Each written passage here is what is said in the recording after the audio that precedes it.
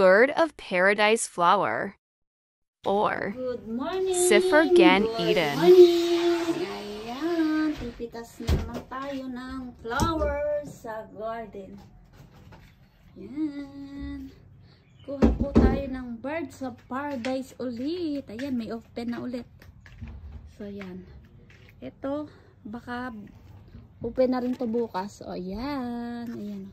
Ang dami niya, yun pa open na rin. So, ayan. Matamis po ito, kaya ayan o. May langgam. Ayan, pipitasin ko to. Ay, yan pa o. Ang dami. Ito pa. Ayan o. Ang dami niyang bulaklak na nakaabang. Ayan o. 3, 4. Ayan. So, yung open lang ako kukuhanin natin. Ayan. Ganda, diba?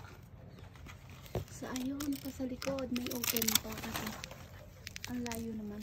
Ang dami niya. Ayan. Good morning. Good morning. Ayan. Ayun pa sa tuktok. Sa taas. Ay, ayun. So, ayan. Ikot tayo dito sa likod.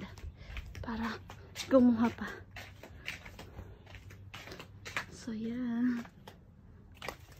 Ang taas pala. Hindi ko pala siya abot.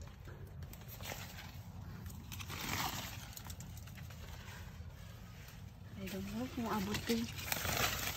Nasa gitna siya. Hindi siya abot ay, pero ang ganda niya. Doon tayo sa likod. Hindi ko abot yung isa. Yan, kakatay dito. Ilalagay ko sa aming table.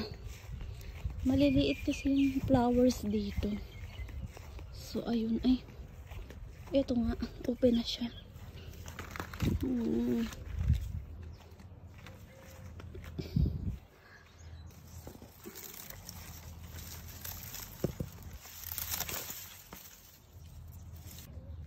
So, ayan na ang Sifrgan Eden. Nakuha ko na siya doon sa loob.